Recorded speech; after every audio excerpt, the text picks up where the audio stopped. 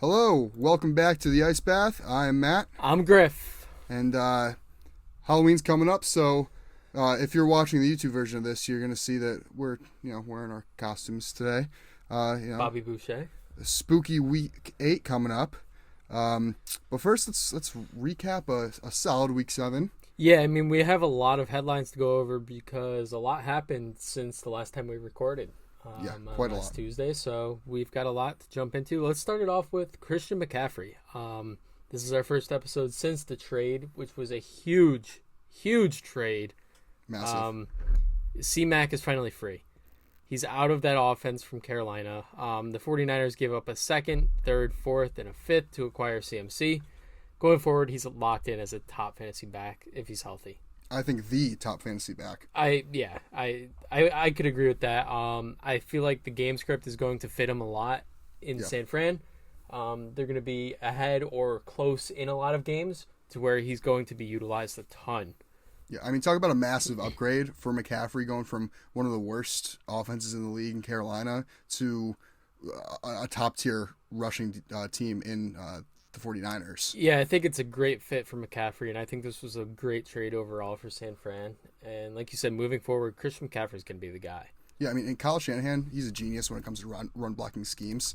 And with somebody as versatile as McCaffrey, I have zero doubt in my mind that they will be able to use every aspect of his skill set. Yeah, his first game with them, he only had 10 touches, which was expected. I actually think he got more touches than I expected. He had 8 carries for 38 yards, 2 catches for 24 yards. But just going forward, he's going to get 25 touches a game, I think. I agree. I mean, the Niners didn't give up their entire day to draft capital to not use CMC. Right. So I think it's just a matter of time before he's putting up the numbers he was putting up before he got injured, back-to-back years. And as far as impacts on other players, this is obviously going to impact Elijah Mitchell and Jeff Wilson's value, but I think that Deebo Samuel will be unaffected. I feel like some people might be worried that, like, with McCaffrey's receiving ability and obviously being primarily a running back, that Deebo Samuel was going to maybe lose some carries, lose some receptions in the receiving game. I don't think it affects him at all. I actually do think it affects Deebo Samuel moving forward. Really? I do. The reason why is because we look at the 49ers and we're used to them using multiple running backs every single year. Mm-hmm. Now they have a solid RB1, more than solid. It's Christian McCaffrey. Right. I think that's going to impact Deebo as a running back. I don't think he'll be used. Obviously, they're going to throw him in packages in the backfield, but I don't think he's going to be used in that way as much. And it's kind of up to Jimmy Garoppolo at this point to get him the ball through the air, which is what scares me a little bit.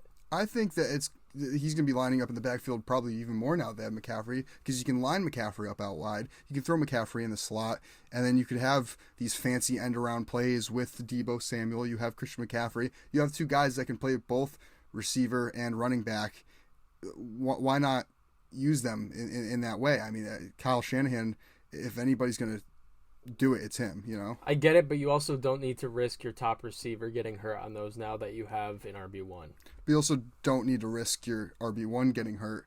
Yeah, but he's going to vice versa. He's going to be used as a running back, though. You bring him in as a running back. That's what they're. Yeah, but they're not going to run him into the grounds. They're going to line him up wide a lot too, and I mean, which is why I think when Elijah Mitchell comes back, Elijah Mitchell is going to be a touchdown dependent RB4 because I think he's going to get the goal line carries. I don't think they're going to line up McCaffrey at the goal line. No, McCaffrey won't be lined up on the goal line. No. So I think Mitchell, like if you have him, hold on to him for running back depth. I don't think that this trade is going to affect him totally. Like he's not going to get wiped off the face of the earth, but I think this could affect Kittle quite a bit. I know he just had a really big game against KC. He had 6 for 98 and a score. But at the same time, you're bringing in another threat in the receiving game in Christian McCaffrey. And that's another person you got to feed the ball to. I think, unfortunately, Kittle's going to suffer from that because they're going to use him in a lot of blocking schemes. Yeah, I mean, he's probably the best blocking tight end in the league. He is. Arguably, and I 100% agree. I think his value is going to be affected more than Deebo's. I agree with that, but I do think Deebo is going to suffer a little bit. I still think Debo's going to be a wide receiver 1, though. I mean, not the wide receiver 1, but he's going to be a top 10, top 12 fantasy receiver because aside from Ayuk, they don't really have anybody else in the receiving game. That is true. And I do solely believe that he's going to still get carries out of the backfield and be used in all different kinds of packages. That wasn't the only trade that happened, though. You want to take this one? Yeah, last night was awesome. I wasn't even home. I wasn't paying attention to my phone, and I got the notification that James Robinson is a New York Jet. I love the trade. James Robinson's a 24-year-old former UDFA. He's going to be a restricted free agent at the end of the season, so the Jets are going to keep him for next year. They're building up a scary running back room for when Breece Hall could recover. And before we move on, Breece Hall was on pace to have an insane year. He was the clear-cut offensive rookie of the year, and he goes down with a torn ACL, which just ended his season. And it's devastating, not only as a Jet fan, but as a football fan, because you have this guy coming in that's putting up numbers similar to what Jonathan Taylor was doing last season, and Breece Hall could have been something special this year. I mean, not saying that he won't be now, but he's got a long road to recovery. But with that being said, the Jets still have a strong running back room. You have James Robinson now, along with Michael Carter. They're going to be 1A, 1B. And moving forward in fantasy, I would love to have both of these guys. I think they're both must-roster guys. Yeah, I mean, we've talked about it before on the podcast that Michael Carter is better when he has a complimentary back there with him ever since going back to his college days with Javonte Williams in North Carolina. So I agree 100%. I think Michael Carter is going to have a lot of value, but I think Robinson is going to have just as much value. I'd probably put him at RB3s, both of them. I could see that. I think Robinson has more of an RB2 upside. Yeah, it just depends how touchdown dependent. Yeah, I don't know how they're going to use it. I would assume James Robinson becomes the RB1A once he learns the playbook, though. Yeah, I mean, James Robinson is a monster. He is. So, speaking of staying on the topic of running backs, how about Clyde Edwards-Helaire getting benched? Yeah, first off, I would take it with a grain of salt. The report came out that Pacheco was starting, and Pacheco still didn't even have the most snaps as a Chiefs running back. It was actually Jerick McKinnon.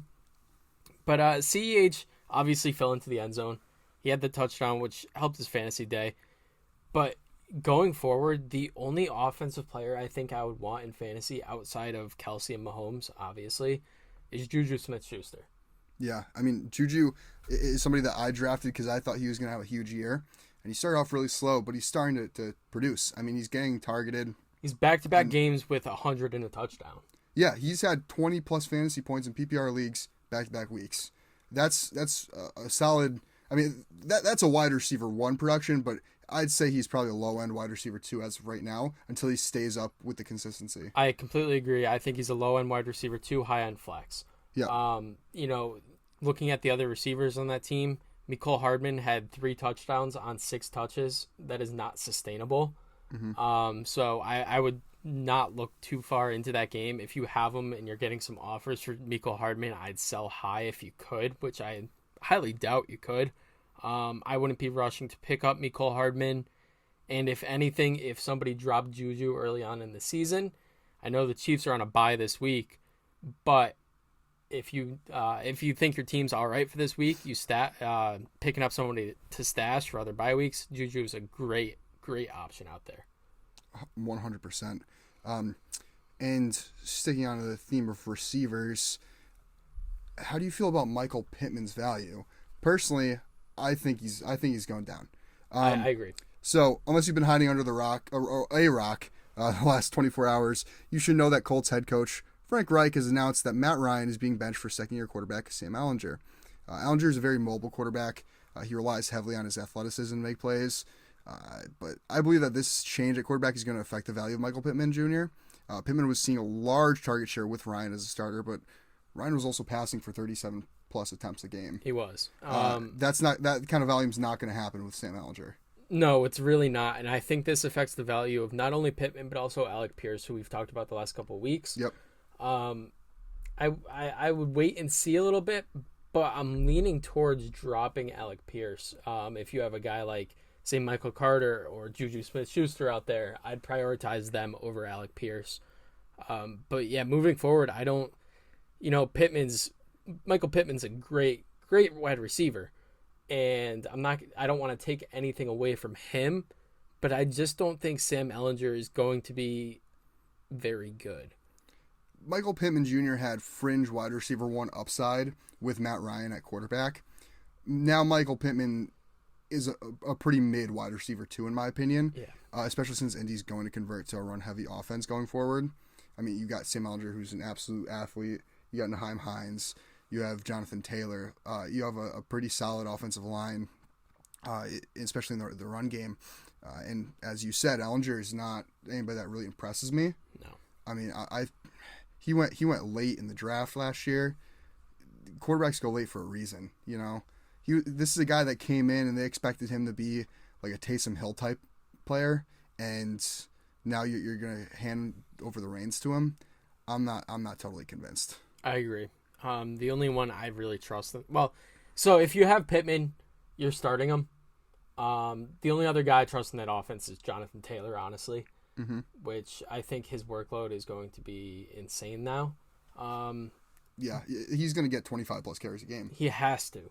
Yeah. If that team's going to stay in games, Jonathan Taylor has to carry the offense once again. Speaking of hot offenses, I guess not really talking about hot offenses, but teams. Hot teams. The New York Giants are 6-1. Somehow, some way, the Giants keep pulling it out. No idea how this team is 6-1, but it felt like it was worth acknowledging on the podcast. It has to be. I mean, kudos to Brian Dable, Saquon Barkley, Daniel Jones. It's a shame that this past week they lost a couple key offensive players. You got Daniel Bellinger, fractured eye socket. You have a MCL injury for Evan Neal, their first round offensive tackle, who looked, kind of not great towards the beginning of the year, but is really, throwing himself together going forward. But that's huge. Their offensive line is taking a hit. I think that kind of hurts Saquon's value a little bit as well, just because you're losing that protection on the edges. And I don't know. I expect we'll talk about their matchup this week a little later, but I think this is going to really, really impact the Giants. Yeah, talking about New York football teams with some offensive line injuries, the Jets also lost Elijah Vera Tucker for the season. Yeah. That's another offensive lineman down. He's a converted guard, played some tackle this year, and it's not good. Yeah. Good. No, I mean, Elijah Vera Tucker has been stellar, so yes. That's a huge loss. Best thing about bye weeks. No disappointment. Am I right? Hey, you guys are undefeated. Don't talk about disappointment. Yeah, but, no injuries. We didn't lose a game. That is true. I got to sit back and watch football and, knowing my Eagles are still undefeated. That is very true. All right. Week 8 picks. Last week we both went 9-5. Does that bring us to a cumulative? I am now 61-44-1. No, 46-1, I believe. Yeah. 61-46-1. You are 62-45-1. So you still have me by one game right now. Nice. We have a lot of really tough games to pick this week. Yeah, well, some games seem like they're like going to be blowouts on paper, but I see a lot of trap games. I do too. I also see a lot of coin flip matchups. Yep. Started off with Yeah. Thursday night. We got Baltimore at Tampa Bay, the struggling offense and defense of the Tampa Bay Buccaneers. This is one where I do feel like it is quite of a trap game. Tampa Bay is coming off 2 straight losses to the 2 worst teams in football. Mm-hmm. But at the same time, it's still Tom Brady. He's got Chris Godwin. He's got Mike Evans. You've got Leonard Fournette. You've got the playmakers on offense to do well. Their secondary is just banged up, and that's what's going to kill them. I'm taking Baltimore in this game. I'm taking Baltimore, but for a couple different reasons. Tampa Bay, yeah, they have all these weapons, correct? But their offensive line is horrendous. It is really bad. Brady has no protection. Fournette has not been able to run the ball because no protection. And I think Tampa is just that bad. I don't think Tampa makes the playoffs at this rate. I do. I don't, because you have that offensive line is just, it's so bad, and it's only going to get worse going forward. They're in the worst division in football, though. It doesn't matter. All you got to do is win a couple divisional games. You got to beat the Panthers next time you play them. But they're playing a top schedule. While, I mean, you look at a team like the Falcons. I wouldn't be surprised if the Falcons made it over the Buccaneers. But that's aside the point. I'm taking Baltimore. I think Tampa is really bad. I think, just between that offensive line, Brady having off-the-field issues that I think is affecting his gameplay. Baltimore is a really, really solid team. Give me Baltimore here. Yeah. We got a London game. This time we actually do have a London game. I looked it up. The sheet was not wrong. We got Denver at Jacksonville, Sunday morning, 9:30 a.m. Eastern Standard Time. Give me Jacksonville. Yeah, I'll take Jacksonville as well. Russell Wilson, as of right now, it doesn't look like he's going to play, right? I highly doubt it, especially going across the world. Yeah. I think Brett Rippon. Ocean. I think Brett Rippon gets another start, and he looked terrible. He was really bad. Yeah, he was really bad. Denver in general is just really bad. I mean, their defense has really carried them so far this season. Their defense is unreal. And I think it's gonna be a really, really good game, but for like true football fans who like appreciate defense, because this is gonna be a low scoring game. It'll be a very low scoring game. Lawrence is gonna have 2 or more interceptions. Rippon's gonna have 2 or more interceptions. But Jacksonville, I just think are the better team on paper right now, and have been playing slightly better. Like they should have won against New York. They should have. But they slipped up towards the end of the game, and they took the L. But they were a half yard short of winning. Right. Yeah. I mean, give me Jacksonville here. Yeah, I agree. Carolina at Atlanta. I'm going with the Falcons here. Carolina's coming off 2 solid games with PJ Walker at the helm. And he's going to be their quarterback moving forward. I don't think there's any way Baker or Sam Darnold come in and take that job from him. But at the same time, the team's just not that good, or not good at all. No. Especially if Brian Burns ends up getting traded. You don't know what's happening with DJ Moore. I don't think they're done trading away some pieces. It wouldn't shock me if one of those guys is still with Carolina this week. But I do think one of them gets traded. I'm going Atlanta here. Yeah, I think Carolina is in shambles. No idea how they won last week, right? Yeah. Yeah. No idea how that happened. They just beat Tampa. Right. I that's what I thought. I just slip of judgment. They right killed there. Tampa 20-3. I still think Atlanta wins this one. Mm-hmm. Atlanta just got destroyed by Cincy, and Atlanta's been a pretty solid team thus far. Atlanta had some injuries, and I think they're going to get healthy. This is a get-right game for Atlanta, who I personally really like this year. So give me Atlanta. We got Chicago at Dallas. Give me Dallas. I'm going Dallas too, but Chicago did look pretty good last night. They did, but New England's defense is not Dallas's defense. That is also very true. I'm going Dallas too. But Micah Parsons is not allowing Justin Fields to run as much as he did against New England. I agree, but I would like to point out that Justin Fields did have a really good game, and the Chicago defense had a really solid game against Mid Jones and Bailey Zappi. So, yeah. We got Miami at Detroit. Give me Miami. Me too. This feels like a trap game, though. If Swift comes back, it's definitely a trap game. But I like Miami. Miami just, with Tua back, I think they're one of the better teams in the AFC. You got a beastly receiving core. And, I mean, as long as Tua can just continue to make the throws he needs to, I don't see this team losing many games. Yeah, I completely agree. Especially to a team like Detroit, who isn't all that great. Arizona at Minnesota. Yeah, give me Minnesota all day here at home. Minnesota. Yeah, this is another one that feels like a trap game, but I'm going Minnesota just because Call of Duty Modern Warfare 2 is being released, and Kyler Murray is not great when new CODs come out or when it's double XP weekend. So for that very reason, I'm going Minnesota. We got Vegas at New Orleans. I think this will be a very close game. I'm going to go with Vegas on the road, though. I'm also going Vegas on the road, but New Orleans has been keeping a lot of games close.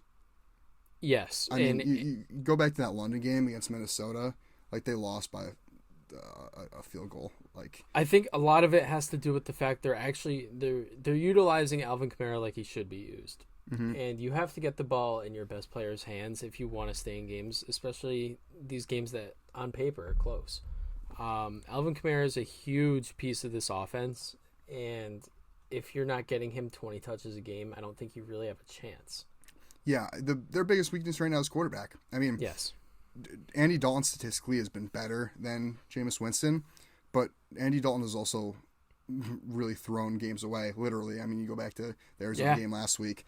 How many interceptions did he have? 3, 4, something like that. Like his turnovers have really been costly to this offense and this team in general. And Vegas doesn't have the worst defense in the world, so I'm going to take Las Vegas. New England at your New York Jets. Yeah, the new look New York Jets. Not sure how much James Robinson's going to play this week. The O-line is banged up. You know, the Breece Hall injury is just a killer. But at the same time, you've got a home game against your biggest rival. You've got to go out and beat them. You got to make a statement. Give me Jets here. 100% agree with that. This is definitely a statement game. And New England, with the quarterback controversy that they have going on between Mac Jones and Bailey Zappi, I think is going to come and bite them a little bit in the backside. Yeah. Give me the Jets. You got Pitt at my Philadelphia Eagles. Give me the Eagles all day This here. one's a blowout. Coming off a bye. This one's a Pittsburgh blowout. No, I'm just kidding. Give me Philly all day. Come on, man. No, you had me in the first half. Philly all day, easy. Yeah, I mean, this should be. You've had 2 weeks to prepare for this game, Yes. and it should be an easy win. I don't see this being a trap game at all. No, Philly's just a way better team. Philly is the best team in the league, and I will argue anybody about that. And I believe Kenny Pickett's as a starter has 1 touchdown and 6 interceptions so far. Yeah, but you look at all those interceptions. I think it might be 7 interceptions. But you look at all of those interceptions. Only 3 were his fault. Yeah, I know, but his receiving core has some bad drops. They have. The Pittsburgh offense is just not that good. Najee Harris has less rushing yards than Daniel Jones this season. Danny Dimes has more Vanilla rushing yards Vic. than Vanilla Vic. He has more rushing yards than Najee Harris right now through 7 weeks. Yeah, I mean, Daniel Jones. Who knew he'd be this much of a dual threat? Tennessee at Houston. Yeah, I'm gonna go with Tennessee here. I hate how good Tennessee is because it doesn't make sense. They shouldn't be this good.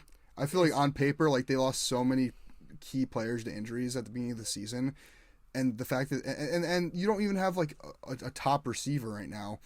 How are they winning games? You know what it comes down to? Their coaching.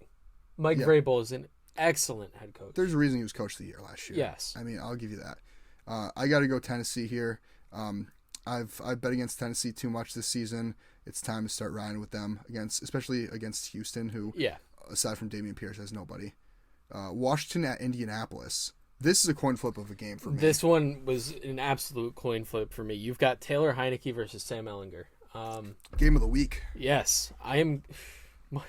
Yeah, surprised this wasn't prime time. Yeah, flex it. I'm gonna go with Washington here, but honestly, this game could go either way. I have no idea. For me, I literally flipped the coin. I took Indy. All right. Yeah, I like it. Well, I did kind of want to pick Indy though, just because I think the Sam Ehlinger thing is going to give them a bit of a spark that they need. And what happened? The camera went out for a second. Oh, sorry about that. The reason why I am going Washington here is I think Taylor Heineke provided them a pretty big spark.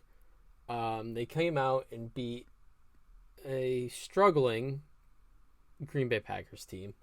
Mm-hmm. But he got it done. Right.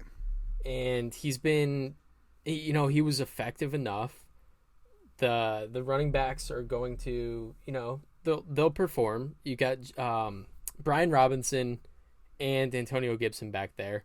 So, I mean, you have two solid running backs that you could utilize.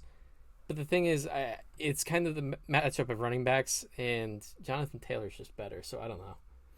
Yeah, I mean, they do have better playmakers, Indianapolis. And, again, I think Sam Ehlinger is going to give the spark that Taylor Heineke gave to Washington last week. I think it's going to, kind of work against them. I think Indy wins. Next game, San Fran at LA Rams. Yeah, give me San Fran. I think Christian McCaffrey just has a huge game. He'll have the playbook learned, at least most of it by then, I would assume. So I really don't know how long it takes to learn a playbook. I would assume for these guys it's can't be too bad. I would think they set up packages for him last week. They'll probably do the same, but I think he's just going to increase his touches, and I think he has a monster game against the Rams. Yeah, San Fran owns the Rams. They do. So, I couldn't overlook that when picking this game. The Rams have not looked great this season. They haven't even really looked that great, that good. My tag's hanging out. Yeah, ignore that. I was initially going to return this when I bought it, but I figured it was worth keeping. Give me San Fran. Yeah. Next game is the Giants at Seattle. So, this is a trap game. Give me Seattle. Really? Yes. I'm going with the Giants. Okay. I'm riding the hot hand until the wheels fall off. Daniel Jones has just been good enough to win games, and that's all they need him to do. He's been better than good enough. I would say Brian Dable and this whole coaching staff has done a great job scheming up plays to get Daniel Jones, get receivers open and allow him to use his feet, which he's very quick, he's very mobile. Yep. He's playing himself into another contract, and I think Saquon has a day against the Seattle defense. Now, I really, really, really think that the Giants are the better team here. However, again, this is a trap game. The Giants aren't going to go 7-1. I can't see it. Seattle is going to take advantage of the Giants not having Evan Neal. I think that also the Giants lost Daniel Bellinger. So again, another guy that was a key target for Daniel Jones. He was kind of his check down guy. He was pretty big in the blocking game as well. I think the Giants' run game is going to struggle a lot against Seattle for the sole reason that their offensive line is banged up and they're without their star tight end or upcoming star tight end. And also, you go back to when Seattle played Arizona. Seattle absolutely shut down Arizona's run game. They did. And made Kyler throw for it. And I think that Seattle's going to do the same thing here with against Daniel Jones and the Giants. I think they're going to make Daniel Jones pass. And Daniel Jones doesn't really have the best receiving core to throw to. Well, that is the issue right now. And I don't think a lot of it falls onto Daniel Jones' ability to make plays because he's shown he can make those plays. Right. He makes the throws that he needs to. But, you're down a lot of receivers. Your number one right now is like Wan'Dale Robinson. A rookie. Which I love Wan'Dale Robinson. But coming in as a rookie to be the number one wide receiver is a tough ask. Yeah. Yeah. This is a trap game for me. I think Seattle is really going to take advantage of the Giants' weakened offensive line. So our next game is Green Bay at Buffalo. Yeah, give me Buffalo all day long. Buffalo. Green Bay has looked disastrous, to say the least. I don't even really need to talk about this. Buffalo is the second best team in the league, right behind Philly. And Green Bay has just lost games that they should be winning. And it's their own fault. It is. They're not using Aaron Jones and A.J. Dillon properly. And A.J. Dillon has not been as good as he was this year, or as good as he was last year this year. Yeah. Buffalo all day. Monday night game, we got Cincinnati at Cleveland. I'm going to go with the Bengals. They're on fire. Mm-hmm. The Burrow to Chase connection is unbelievable. And, I just saw a report come out that the Browns are looking into trading Greedy Williams. So that would be another piece of the of their defensive backs that would be out. I think Cincy has a field day here. Yeah, I took Cincy for the exact same reasons. You literally just said everything I was going to say. So, Nice. Cool. That wraps that up. Our parlay picks of the week. I'll kick it off. I have Tennessee -2. I have the 49ers money line, the Jets money line, and the Dolphins money line for plus 1,031 odds. Lay down $10, you're going to win yourself a clean 103. And for mine, I got Baltimore money line, Miami money line, Tennessee -2. Cool little 3-leg parlay for plus 445 odds. Got to get me a win real quick. Wow, we got some similar legs there. We do. And that's going to take us next to the Waiver Wire Watch. It is waiver watch time. I'll kick it off with a guy we already talked about, so we don't need to really talk about it a ton. We got Michael Carter. And, as a Jets fan, I'm a huge Michael Carter truther. Day one, I said he would be RB1A. Obviously, Breece Lightning became a thing. And now that he's out for the year, Carter's going to have a big role again. I think bringing in James Robinson was necessary for this team. And I expect both to be used quite often. But I do think, I do think, I said this before, both should be rostered in all leagues. Carter's available in 35% of sleeper leagues. So he's out there in deeper leagues, and he's a must-add. Yeah. The Jets are clearly a run-first team. Yes. So, we got the Gus Bus is the next guy on our Waiver Wire watch. He's only rostered in 39% of sleeper leagues, and he is the leader of this backfield. I feel like every year we're talking about Gus Edwards as, the lead back in Baltimore. Ever since he's come into the league, he's always had a role there. Oh, yeah, 100%. Dobbins is out 4 to 6 weeks. And, Edwards this past week was the leader of this team, 16 carries, 66 yards, and 2 tutties. He played most of the snaps out of all of the Baltimore running backs. And Kenyon Drake only had 11 carries for 5 yards on Sunday. He was just a non-factor overall. Yes. The Ravens still have a short week as they play Tampa on Thursday.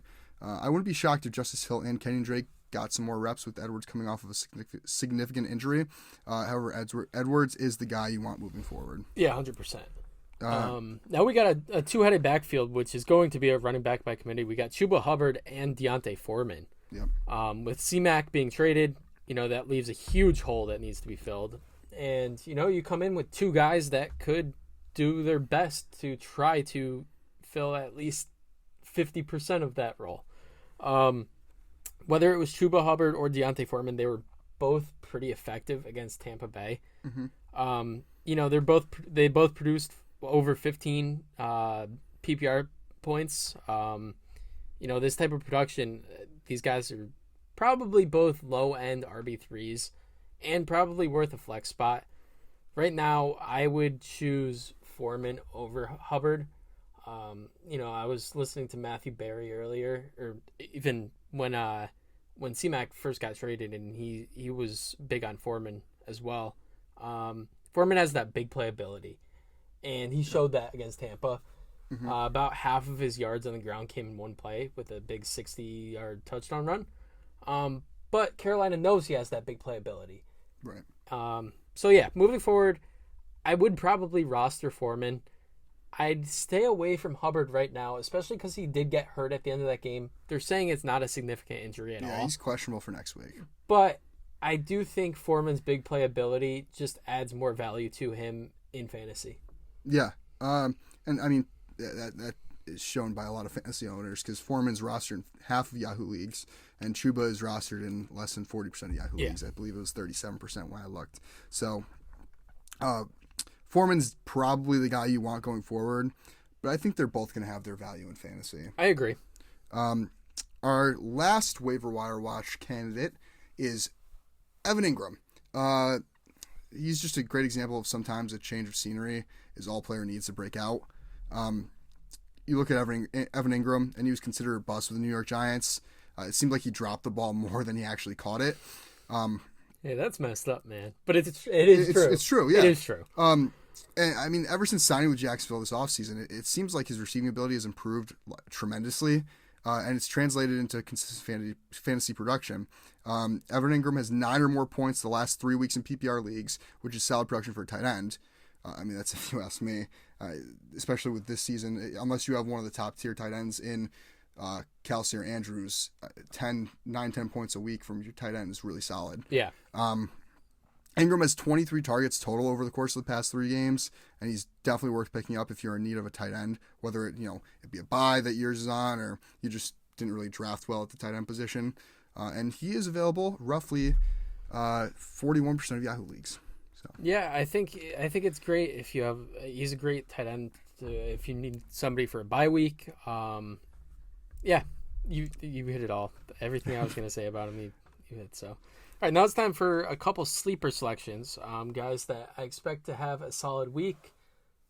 I'm gonna start it off with a guy that I am a little angry with. Elijah Moore. It was a bad look for Elijah Moore requesting a trade. It always is. I mean, yeah, the players try to look out for themselves, and the media always portrays them as the enemy, the villain. You're on a 4-2 team at the time, now 5-2. You're the second leader in targets on this team, and you're complaining about not getting the ball. I think he needs to realize the team needs him right now, though. I would expect some packages with Eli in the backfield. I would like to point out he did return to practice, and Robert Saleh did say he is expecting him to play this coming Sunday. But with James Robinson most likely not having enough time to learn an entire playbook, some packages, he'll have Carter's going to he'll be the lead back. But if LaFleur can scheme up some plays with Elijah Moore as a back, he can be very dynamic and a strong flex play in fantasy this week. Yeah, I mean, you look back at college, Elijah Moore was utilized very heavily all over the field. So our next guy, that's a sleeper this week, or going forward, Hunter Renfrow. Renfrow has been struggling lately, along with most of the Raiders' offense, and he has yet to find the end zone coming off a game with only 3 targets. But if Lattimore plays against the Raiders this week, he's going to be shadowing Devontae Adams most of the game, and that's going to give Renfrow the chances to use his route running ability to get open in space. Yeah, 100%. And the last one I've got on here is Jamal Williams. Even with DeAndre Swift most likely coming back, Jamal Williams is a dynamic running back. He had at least 12 touches in the first 2 games when Swift was active, and he's going to get all the goal line work. With the Lions needing to be careful with DeAndre Swift's injury history, I'd expect Williams to have more touches than Swift this week and probably be more effective. Yeah, I mean, Jamal Williams was just as effective as DeAndre Swift in fantasy yes, when they both were on the field. Yeah. Jamal Williams, his entire career, has always been the type of guy that flourishes in a 2-back offense. So I think it's no different here. Yeah. And I think that's going to wrap up our the pod this week, the Ice Bath Sports Podcast. Thank you again for listening. And before we sign off, I do want to say Happy Halloween. Yeah, Happy Halloween. Because it's next Monday. Yeah, so we post every Tuesday. Yeah. So we'll be back the day after. November 1st. Yeah, November 1st. Wow, already. Yeah. Well, anyways, thank you for tuning in to the Ice Bath Sports Podcast. And always be sure to check us out on social media. We are at Ice Bath Sports on Instagram and TikTok, at Ice Bath Pod on Twitter, and you can check out the video version of this show on the Ice Bath Sports Podcast YouTube page. As always, we'll see you next Tuesday. Stay cool.